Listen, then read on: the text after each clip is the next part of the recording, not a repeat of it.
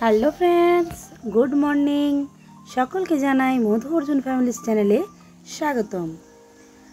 কেমন আছো সবাই? আশা করছি প্রত্যেককে ভালো আছো, আর আমরাও তোমাদের আশীর্বাদ পেয়ে ও ভালোবাসা পেয়ে খুব ভালো আছি। তো আগের ব্লগে তোমাদেরকে বলেছিলাম যে আমি দিদির বাড়ি এসেছি। তো আজকে দিদির বাড়িতে কাটানো দ্বিতীয় দিন। তো এখানে দিদি ঠাকুর মায়ের গাজন হচ্ছে। তো কালকে রাতে পুজো হয়েছে। তো যতটুকু পেরেছি আমি দেখানোর চেষ্টা করেছি তোমাদেরকে, মানে কালকের ব্লগে সব কিছু শেয়ার করেছি। তো আজকে সকাল থেকে আমি কী করছি সব কিছু তোমাদের সাথে শেয়ার করব। আর মায়ের মন্দিরে যে পুজো দেব এবং মায়ের মন্দিরে কী হচ্ছে নিয়ম আর এই যা যা থাকে সেগুলো তোমাদের সাথে শেয়ার করার চেষ্টা করব। যদি আমি মানে সেই মুহূর্তে অন হতে পারি তবে আমি তোমাদের সাথে অবশ্যই শেয়ার করব, কারণ ওখানে তো প্রচণ্ড ভিড়। তো ঠেলাঠেলির মধ্যে হয়তো কিছু জিনিস মিস্টেক হয়ে যেতেও পারে। তো যেগুলো মিস্টেক হবে না আমি অবশ্যই সেগুলো তোমাদের সাথে শেয়ার করব। তো দেখো দিদির বাড়ির পরিবেশটা দেখতে পেলে, পুরো গ্রাম্য পরিবেশ। দেখো মানে চারিদিকে সবুজ সবুজ, মানে দিদির বাড়িটা পুরো বনের ধারে। তো বনের মধ্যেই বাড়ি, ফাঁকা, বেশ নিরিবিলি, খুব সুন্দর পরিবেশটা। তো আমার খুব ভালোই লাগছিলো। আর এইদিকে দেখো অনেকগুলো গরু বাঁধা ছিল। তো এই বাচ্চাটা খুবই শান্ত ছিল। আমি ওর মাথায় হাত বুলিয়ে দিচ্ছি। তো ও আদর করার জন্য অনেকক্ষণ চুপটি করে দাঁড়িয়েছিল। তো ওই যে সামনের যে রাস্তাটা দেখতে পাচ্ছ, এই দিয়ে মায়ের মন্দির যাওয়া যায়। তো দিদির বাড়ির সামনে অনেক গাছ, মানে প্রচুর আম গাছ, আরও নানা রকম গাছ আছে, কাঁঠাল গাছ আছে। তো আরও অনেক কিছু গাছ আছে যেগুলো আমি এখন বলতে পারছি না। অনেক কিছু গাছ রয়েছে। আর এদিকে আমার ছোটো বেটু আসছে। তো ওকে বললাম যে বাবু আয়, এই বাছুরটা দেখ কি সুন্দর মানে আদর খাচ্ছে। তো ওকেও আমি নিয়ে গেলাম ওই বাছুরটার কাছে।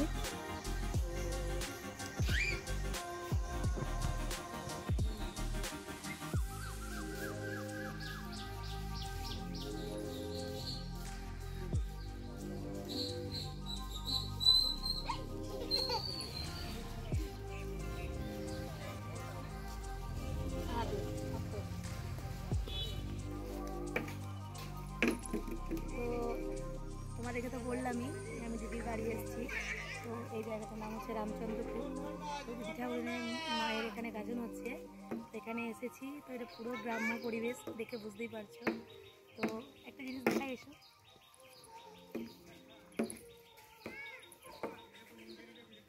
তো আমাদের এখানে দেখাই যায় না।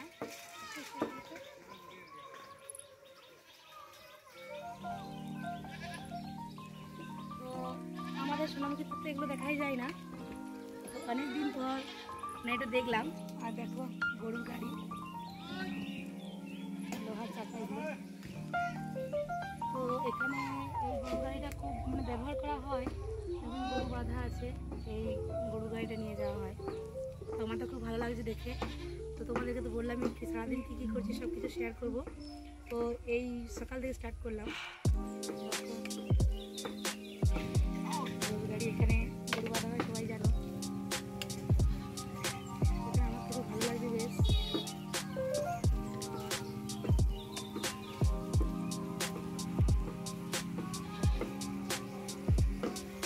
মানে এক কথা বলে না, গ্রাম্য পরিবেশ তো সেই পুরো গ্রাম্য পরিবেশ।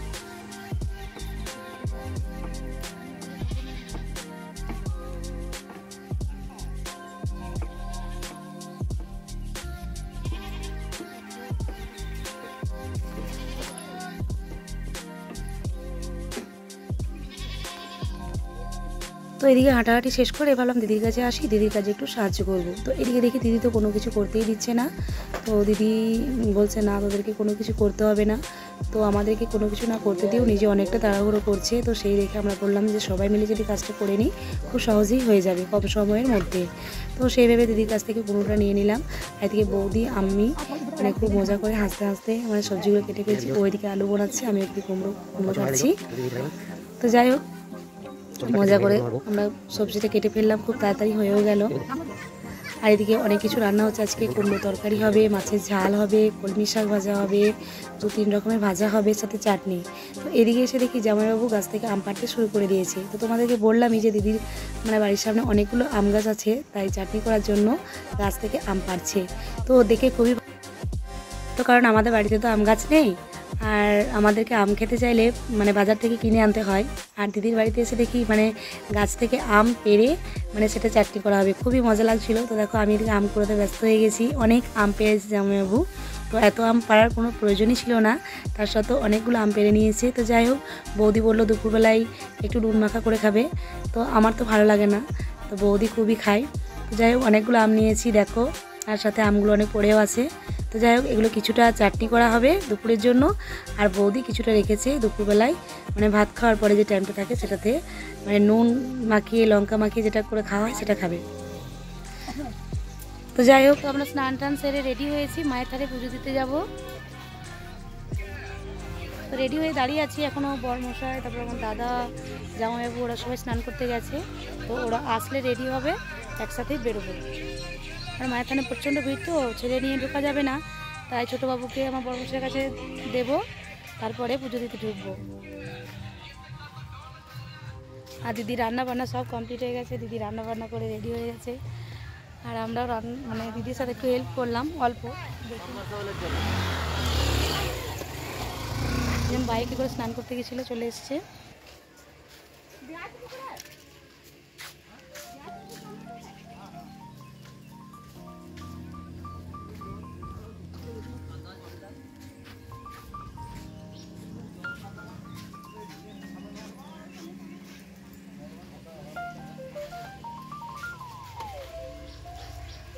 তো এইটা আমার দিদি, দিদির বাড়ি এসেছি, সেই দিদি মচ্ছা গেছিল, সবাই দেখেছো। জামাই বলছে আমি আছি, আমি চেয়ার নিয়ে যাচ্ছি।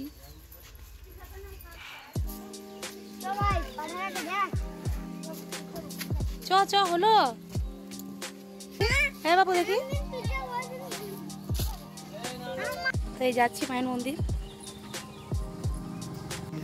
হয় না এবার করেছি।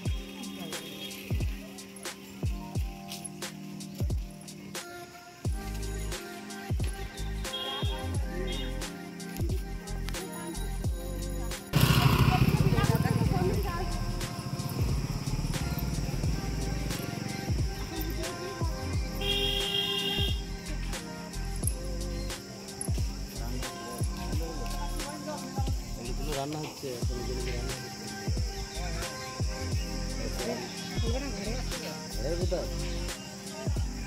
যারা এসে তারা করতে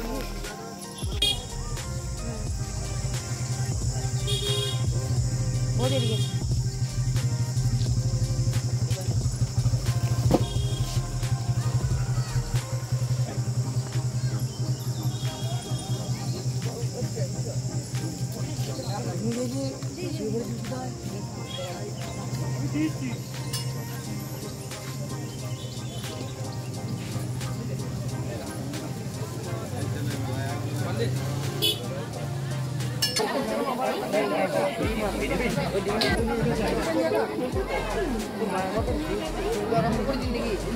মাঝে মাঝে সুদের মতন বলতো, একবার শোধ করার পরও বলতো তোমাকে দিন।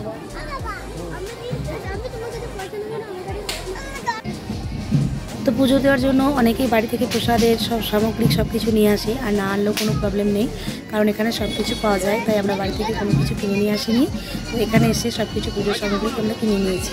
শাঁখা পলা, আলতা, সিঁদুর, ধূপ, কলা পাকা, মন্ডা, যা যা লাগে সব কিছু এখানে মানে ওনারা সব কিছু রেডি করে দিয়ে দিয়েছেন।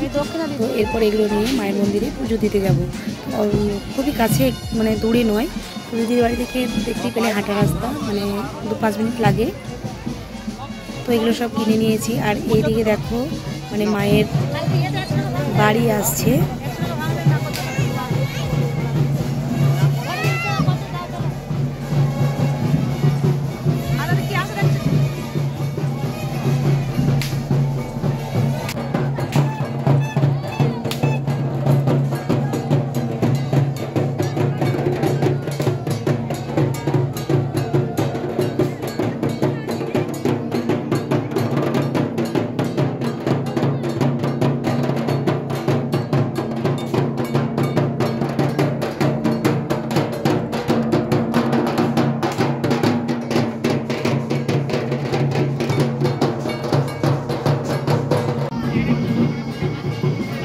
এদিকে মায়ের মন্দিরে পুজো দিতে এসেছি। আর এই যে স্নানটা দেখতে পাচ্ছ না, এটা প্রচণ্ড গরম হয়ে গেছিলো, তাই ছোটো বেটুকে ওই ছামার কাজটায় দাঁড় করিয়ে দিয়ে আসলাম যে বাবু তুমি এখানে দাঁড়াও, আমি মাকে একটু ধূপ দেখিয়ে নিই, তারপর মায়ের মন্দিরে ঢুকবো। কারণ ওখানে যে ধূপ বা প্রদীপ বা মোমবাতি কোনো কিছু দেওয়া যায় না, তাই বাইরেটাতে দিয়ে দিতে হয়। তাই সেই কারণে আমি আগে এখানে ধূপগুলো জ্বালিয়ে নিচ্ছি, তারপরে মায়ের মন্দিরের ভেতরে ঢুকবো।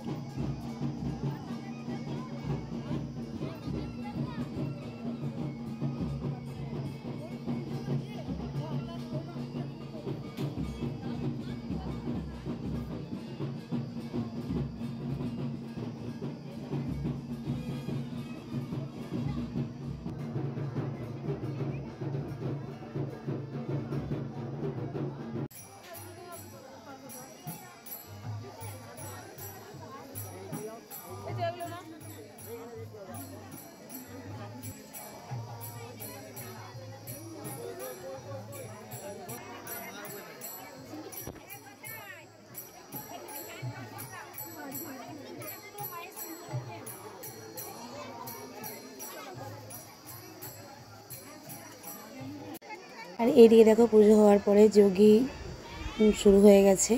তো এই যজ্ঞি শেষ হওয়ার পরে ছাগল বলি হবে। তো এখানে অনেকজন পুরোহিত বসেছে যজ্ঞি করার জন্য। দেখো প্রচণ্ড ভিড়, প্রচণ্ড ঠেলাঠেলি হচ্ছিলো, তার মধ্যেও আমি যতটুকু পেরেছি তোমাদের সাথে শেয়ার করার চেষ্টা করছি। আর এখানে দেখো এই যে দুটো কুটো দেখতে পাচ্ছ, ডাইনে বাইনে বলে, তো এই দুটো কুটোতে দেখো এরপর বলি হবে। তো আমি বলিটা খুব একটা তোমাদের সাথে দেখাতে পারলাম না, কারণ আমি অনেকটা দূরে ছিলাম আর সামনেটা অনেকটা ভিড় হয়ে গেছিলো। তাই যতটুকু পারো অসুবিধা করেও দেখে নিও ভিডিওটা।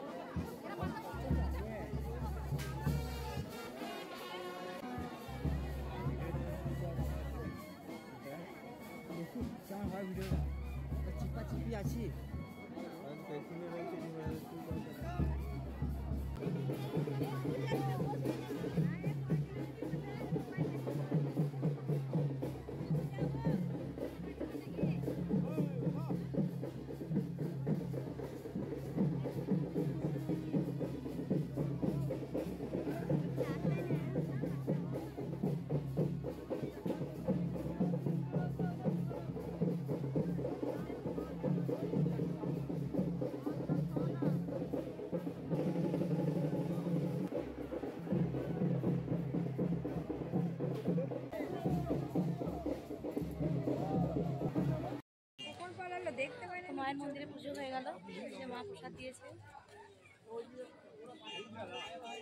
দাঁড়িয়ে আছে। প্রচন্ড ভিড়, প্রচন্ড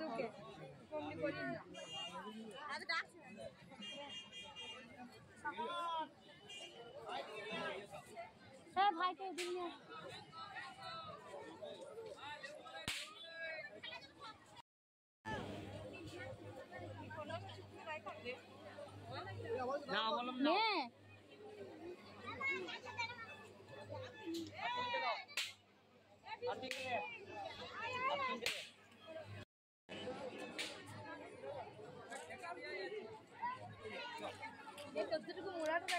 কাটা নাই, পাইপটা কাটা নাই। যখন জলটা যায় না তখনই বুঝে গেছি।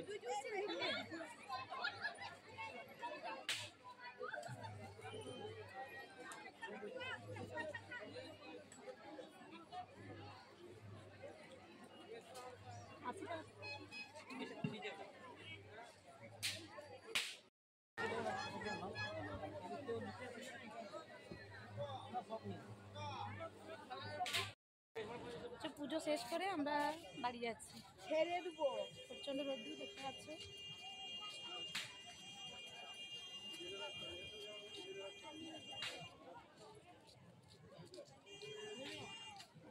টাকা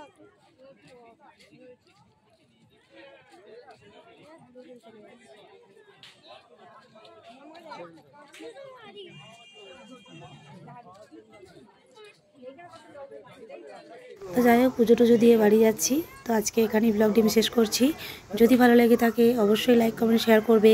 আর চ্যানেলটিকে যারা এখনও সাবস্ক্রাইব করেনি তারা প্লিজ আমার চ্যানেলটি সাবস্ক্রাইব করে দেবেন। তো আজকের মতো টাটা, দেখা হবে নেক্সট ব্লগে। সকলেই ভালো থেকো, সুস্থ থেকো, টাটা।